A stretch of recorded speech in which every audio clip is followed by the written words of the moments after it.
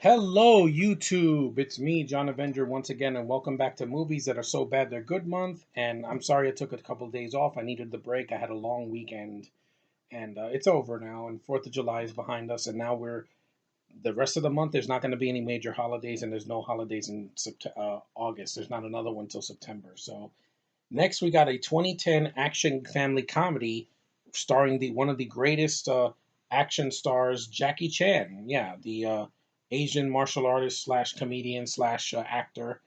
And this is one of his last kids movies he did, for a while until like Lego Ninjago, the movie. The Spy Next Door.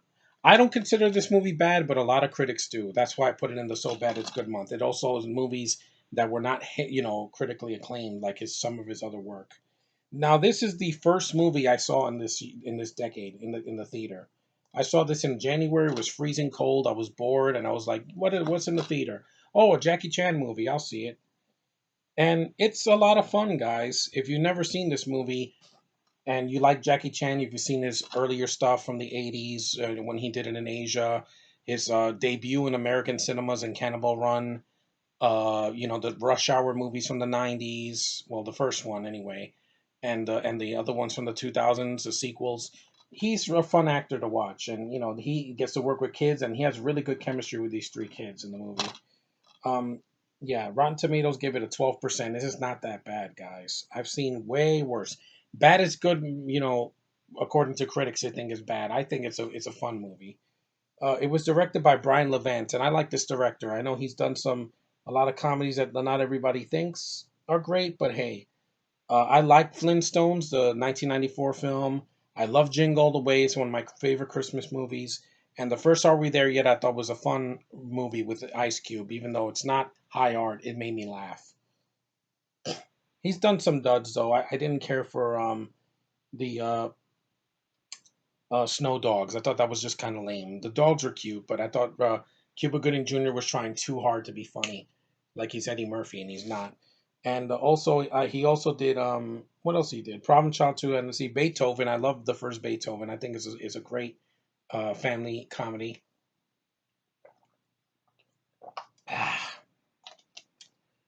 He also directed he wrote the Leave It to Beaver movie. I like that one. Beaver Rock Vegas, I think, is his worst that I've seen recently because that really slapped me in the face. As a fan of the Flintstones, it's a stupid prequel we didn't need. But this movie, basically, Jackie Chan, his name is Bob Ho. Yeah, it's a pun on Bob Hope. He's is called to babysit his neighbor's unruly children. They accidentally blow his cover as a spy by downloading secret codes on his computer. Suddenly, Bob has to kick into super agent mode. Yeah, meaning Jackie Chan kicking ass. Yes, please, and take the kids on the action-packed adventure that turns suburbia upside down. Bob fights off assassins and arch villains, narrowly escapes traps, and outsmarts double agents while somehow managing to keep the kids out of harm's way. And this movie did a lot of risky things for a PG movie, because back nowadays it would not have kids being involved with terrorists or assassins or secret agents and double agents, because everybody's sensitive now. But back in 2010, they thought it was a good idea, and I do like the film for what it did. And it's not horrible. I mean, I've seen worse. This movie made about it received negative reviews from critics, so that makes it so bad it's good. And it made 45 million on a budget of 28. While not a major success, it still made some money. I mean, the budget was so small because at the time Jackie Chan was just doing these kids movies, to get a paycheck. But he is having fun in the movie. I don't mind his English; it doesn't bother me. It's a lot better than some of the people I've seen in recent blockbusters that say know it, but they have horrible thick accents. And I'm not going to go there because I know Kenneth will probably be watching this video. But anyway, the kids are really good in the movie. I think the three kids in the movie, you got Madeline Carroll as the oldest daughter. She's like 13 in the film. That she's an adult now, so I can gawk at her. You have the little boy. It was a Will Shadley. You may recognize his voice. He was the voice of Gorgonzola in the Chowder cartoon from the late 2000s. He's the little mouse with the little candle on his head.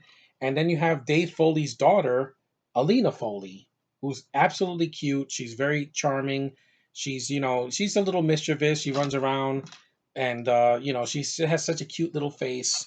I love kids, guys. I've been around kids since I was a kid, and when I was a teen and an adult, and I know how to treat them, and I know how to talk on their level. That's why kids like me. And also, their mother is played by Hottie Amber Valletta. Yeah, forget Amber Heard. I don't care about her. I never heard of her, before that. That's a bad joke. But yeah, this is a much better looking woman. Look at that woman's face, Amber Valletta. If you've seen Gamer, she's the woman in that with the blonde hair, and she also did the second Transporter movie, Transporter 2 with Jason Statham. She's just sexy, man. I want to show a picture of her, a bigger picture. This is her. She's a supermodel too. She's 45 years old now, but she is smoking hot still. Look at that. Okay, so you straight guys out there are interested. Look at that. That is a gorgeous woman, man. She's she was married twice. 5'9", green and gorgeous eyes. She's like Brie Larson if people didn't hate her as much. And yeah, I do like her filmography. I've really. She was a teacher in Miss Max Keeble's Big Move. I thought, yeah, wow, a hot teacher. Yeah, I had some hot teachers when I was a kid. She also did Duplex, Raising Helen, Hitch, Transporter 2, Dead Silence, Gamer. Uh, Her last film was her as herself was Double Duchess, Seeing Double. But yeah, she's a total hottie, and and she's a good actress as well. Like other actresses that were turned models, like Scarlett Johansson, I adore. Gal Gadot, I really like. Who else? I also as a model. Not Tyra Banks. I thought she was okay in the movie she did, Life Size. There was another model. I know there was another one. Damn it, I forgot. I think. Oh yeah. I think either Natasha Henstridge, her, and Rebecca Romaine, who did the X-Men movies. But yeah, she's a hottie. And the villains are cartoon characters. I mean, there's a guy. He's from like Finland or something like that. One of the villains. Hold on. He looks like Danny Kaye. If you've seen a bunch of old movies from the 1940s, if you've seen the movie White Christmas, he's the guy that's next to Bing Crosby in that movie. He's Danny Kaye. Yeah, let me see.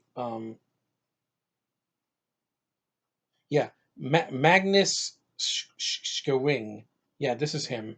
He's an Icelandic actor. My bad. I said Finnish. Yeah, it's close to that. This is what he looks like. He looks just like Danny Kaye. Really does. It's weird. And he plays a Russian, even though Iceland is not Russian. But he did a decent job. He also had Catherine Bocher. She's Tatiana. She's the basically the Black Widow of the movie. In case you guys are gonna see the movie next year, she has the Russian accent and she has these big gorgeous lips and she has big eyes, very sexy. And the action sequences are a lot of fun. Jackie Chan beats up the crap out of a bunch of people and it's not too bloody. There's one scene that he knocks Lucas Till. He was in the X-Men First Class. But I like him as an actor. He gets knocked into a glass window and he bleeds a little bit, but it's not too bloody. It's not Deadpool violent. It's PG violence, basically like a cartoon. He does these cruel things with a chair. No, Jackie Chan is like an artist when it comes to his fighting, and I love that. That's what I loved about him in the Rush Hour movies. I haven't seen Rumble in the Bronx, but Super Cop is freaking awesome. For his first strike, other movies he did. He's just a badass.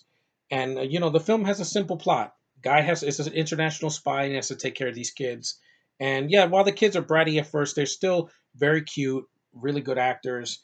And I like that Bob, Jackie Chan's character gets along with them. He has his problems. When he yells like "quiet," and he's great. He's got great screen presence. And the so bad is good feeling is that it's like a live action martial arts cartoon, and it just makes me laugh. He's a decent singer too. He sings in Chinese to the little girl so she can go to sleep. I like it. There's a scene it's like it's rad, it's cool, it's like that. That was funny. That made me laugh. It made me smile, guys. This movie's not to be taken seriously. It's called The Spy Next Door. It's basically uh, if Jackie Chan took Vin Diesel's part in The Pacifier. Except I think I like this movie better. I thought the kids in that movie were just assholes. I didn't like them. They're good actors, but they just had nothing to work with. And I forgot Vin Diesel's character name. At least Bob Ho is very, very likable, and he's very, he's more memorable than Vin Diesel in The Pacifier. There are problems. I'll admit it. I don't like George Lopez, guys. He sounds like this in every movie. He's like he smoked 500 cigarettes. I swear, he sounds like that in every freaking movie that he does. He has this very raspy, cancerous voice. It's horrible. He's not attractive. He's an idiot in the movie. Like I don't know why he's in the movie. Uh, just I didn't like his show when it came out in the 2000s. Just not funny. It's a really weird voice. Billy Ray Cyrus also is in the movie. He's just there. I mean, he doesn't have much to do. He's basically a foil for Bob Hope, just to say things in a southern accent. He's Miley Cyrus's father. That's basically who he is. And yeah, that's about it though. The rest of it, I really enjoy. Besides Billy Ray Cyrus and George Lopez, well, they were nominated for Razzies, Worst Supporting Actor, for both of them. Not Jackie Chan because he holds this movie together. Him, the gorgeous, Amber Valletta, and those three cute little kids. The two little girls and the young boy. And I like it's a fun movie. The boy like tries to like be like Jackie Chan. He looks up to him. He's like, oh, that's cool. And it reminded me when I was a little boy, and my curiosity for martial arts and all things Asian. It's something that fascinates me. Hintity hint hint. Power Rangers that came from Japan, but yeah, this is a fun movie. Don't listen to the critics. When they say it's bad, I say it's good, and that's good enough for me. And if you have kids, this is definitely something they can watch. It's not too bloody. They don't curse in it like a Marvel or DC movie. It's There's no sexual content in it, so they're safe. They can watch this, and it's fun. It's a really fun movie.